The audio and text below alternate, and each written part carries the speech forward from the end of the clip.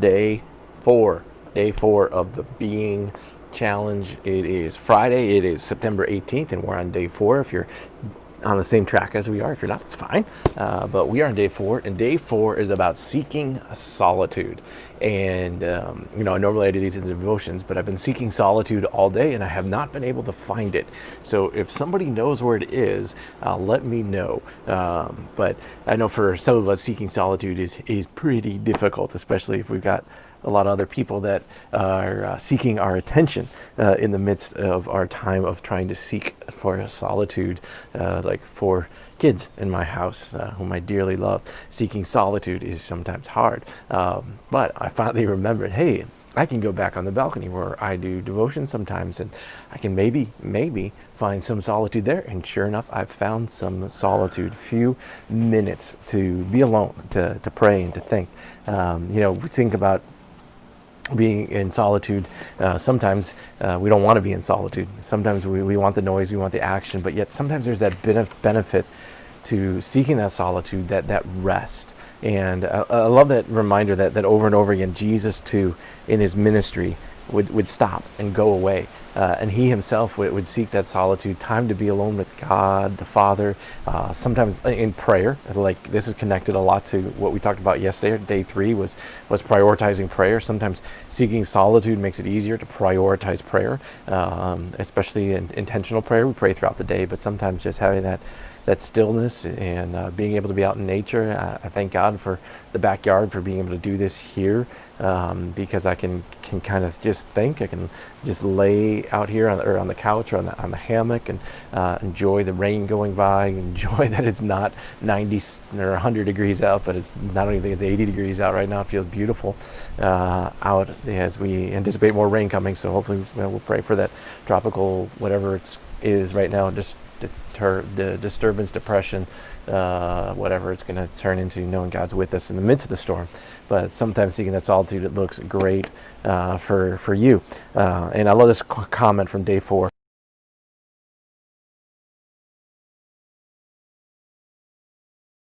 Day 4, seeking solitude. I love what it says, is that we can get so busy, so preoccupied, that we don't take time to be quiet and connect with God.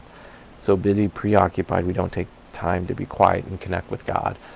How much more so now than ever, with all of our disruptions that we've been in through and we continue to go through, that we can just miss that time. And it's not that we don't even do it intentionally. We kind of say, I'll just do it later, and it just gets pushed on further and further down the line. I liked in the kids' version of Being Challenged today, one of the activities was this cool activity, like, okay, thinking about being busy, color me busy. There it is, color me busy.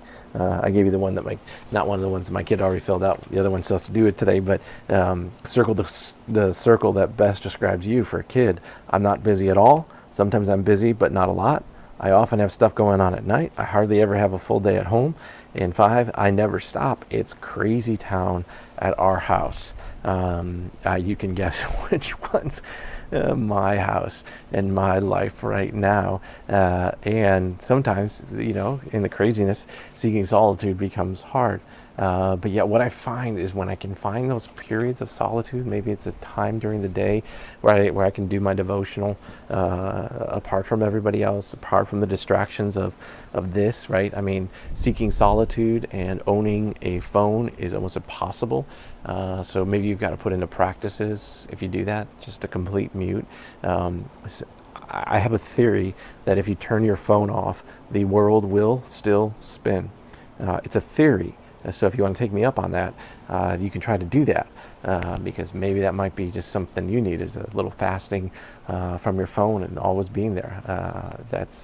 Or maybe some apps you need to delete, or maybe some safeguard tracker times you need to put in. I know I've done that a couple times on my phone. It's kind of shocking when you see, okay, how much time you spend on social media, or how much time you spent, playing that little favorite game that you enjoy, or whatever that might be, and you realize, or in my case, how much time you spend watching baseball right now in this season. Go Indians. Finally won a game after losing a lot. But now I got distracted, seeking solitude. So when we seek that solitude, there's just a blessing that comes from us that actually, I think, sends us back into the chaos and the mess a little bit better. because we're able to take a deep breath. We're able to realize, hey, it's not all about us. We never are in complete control. All these things that we kind of forget in the moment because we're just trying to manage the chaos and the stress and the anxiety. But then if we can spend some time alone, be still and recognize that He is God and we are not, it takes some burden off of us, lets us rest a little bit better, and then it sends us back in with the right perspective. I think that's what kind of goes in all of that as well.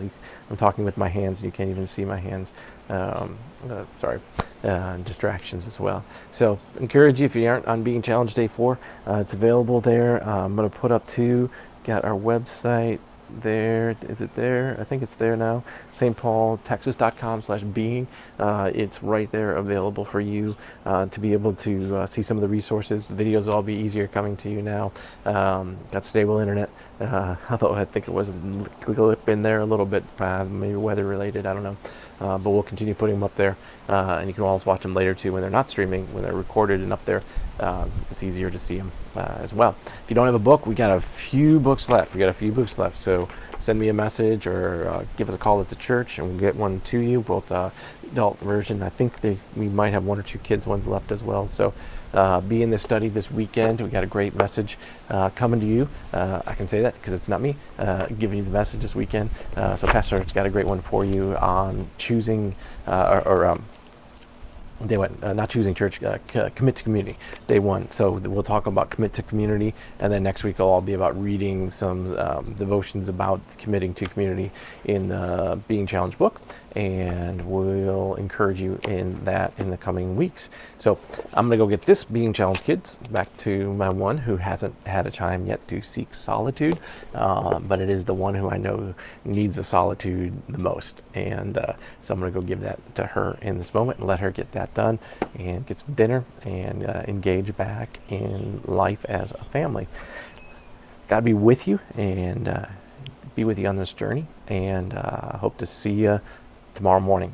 That's the target. We're going to be back on tomorrow morning and for day 5 of the Being Challenge. Again, this is day 4, seeking solitude, or as the kids book says it, I think it was pretty cool.